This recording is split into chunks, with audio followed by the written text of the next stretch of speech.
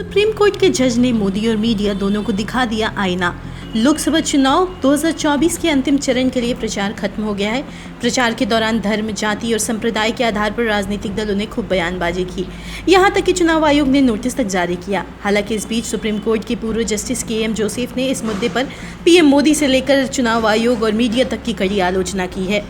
दरअसल justice KM. Joseph ने 30 मई को केरल के एर्नाकुलम के गवर्नमेंट लॉ कॉलेज में एक लेक्चर दिया। लाइव लॉ की रिपोर्ट के मुताबिक इस लेक्चर का विषय था बदलते भारत में संविधान। इस लेक्चर में उन्होंने संविधान, धर्मनिरपेक्षता, मीडिया, न्यायपालिका, अर्थव्यवस्था जैसे मुद्दों पर अपनी राय रखी। इस दौरान उन्होंने पीएम मोदी पर अप्रत्यक्ष रूप से निशाना साधते हुए कहा कि चुनाव आयोग को वोट के लिए धार्मिक पहचान का इस्तेमाल करने वाले नेताओं के खिलाफ कड़ी कार्रवाई करनी चाहिए। उन्होंने कहा कि वोट के लिए धर्म, नस्ल, भाषा और जाति का इस्तेमाल करना प्रतिबंधित है। चाहे कोई भी हो, कितने ही उच्च पद पर हो, चुनाव आयोग को ऐसे लोगों के खिलाफ समय पर कार्रवाई करनी चाहिए।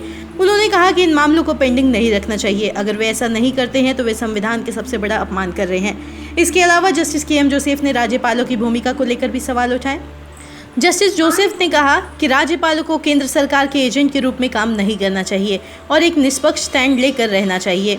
बताते चले कि उन्होंने मणिपुर की घटना को लेकर मीडिया की भूमिका पर भी टिप्पणी करते हुए कहा कि अगर मणिपुर जैसी घटनाओं को मीडिया सही तरीके से दिखाए तो सकारात्मक बदलाव आ सकते हैं। उन्होंने कहा कि जिस तरह से मीडिया पुणे पोश मामले में लगातार घटनास्थल जाता रहा, अगर उसी तरह से मीडिया मणिपुर भी जाता तो वहाँ की आज परिस्थितियाँ अलग होती।